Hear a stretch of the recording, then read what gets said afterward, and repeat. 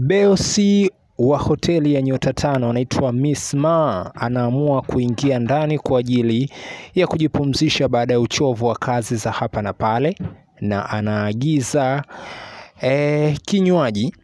cha wine katika jokofu lake. Wakati anatoa huko, bahati mbaya anaidondosha chini glasi mojawapo katika zile glasi zake za kunywea kinywaji chake hiko cha kutuliza akili, na wakati akiwa anaondoa glasi iliyovunjika hapo chini, inatokea bahati mbaya na inamkata mikononi mwake, na katika kukatika huko kidole chake kimoja anahitaji kufunga plasta, lakini plasta kwa kuwa hana, anakuja kijana wake wa kazi katika wale ambao wamekuwa na watumia katika hoteli hiyo kubwa wakimsaidia kazi, na wanamfunga plasta. Na anakumbuka moja ya tukio ambalo amewahi kulifanya akiwa mdogo la kujikata na chupa, na akawepo kijana ambaye aliwahi kumfunga plasta wakati huo akiwa na umri mdogo. Hajapata nafasi ya kutufahamisha zaidi kwamba kijana huyo alikuwa ni nani,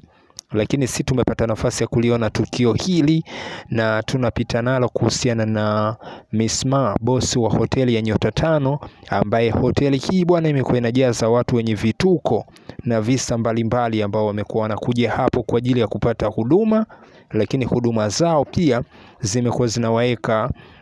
roho juu baadhi ya wahudumu ambao wapo katika hoteli hiyo. Moja ya mhudumu wa kike ambaye amekuwa anawasaidia sana katika hoteli hii ya Miss Ma, ambaye yeye alikutwa na tukio la kukutana na superstar huyu ambaye ni moja ya msanii maarufu sana ambaye amekuwa amemsumbua katika upande wa kuhitaji huduma tofauti kutoka kwa Miss You, superstar ambaye amekuja kwenye hoteli hiyo ya nyota 5 kwa ajili ya kutulia. Lakini moja ya jambo la kushangaza zaidi ni Miss Ma alipochukua nafasi ya kuwatuma baadhi ya wahudumu wamletee kinywaji chake baada ya kukuta wine moja tu ikiwa iko ndani ya eneo lake, na wahudumu hao baada ya kuleta wine hiyo wanakutana na Miss Ma hoteli, bosi wa hoteli hiyo akija mbio kwa ajili ya kuwafahamisha kwamba wine hiyo iliyobakia haitakiwi kupelekwa kwa Miss You, yule superstar ambaye amekuja hapo kwa ajili ya kuspendi, bali inatakiwa ipelekwe kwingine. Lakini Miss Ma na Miss You, kutoka na Miss You ni mtu ambaye anapenda sana vitu vya usumbufu, anamwambia kwamba kwa kuwa yeye ameagiza wine na wao wanataka wapeleke sehemu nyingine wine, basi wine hiyo waiache pale, lakini sharti analolitoa yeye ni sharti moja tu,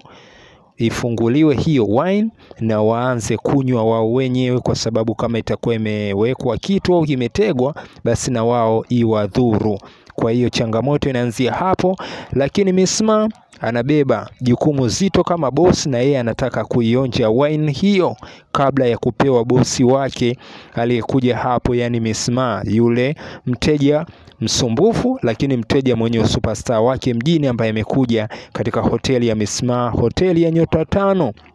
inayotoa solution mbalimbali kwa wateja ambao ni wasumbufu, lakini wateja ambao wana matatizo binafsi kutokana na kupatiwa huduma, lakini vile kuangaliwa shida zipi zinawasumbua, na bosi wa hoteli hii kushirikiana na wafanyakazi wake huwa wanaweza kukusaidia na kukuweka sawa.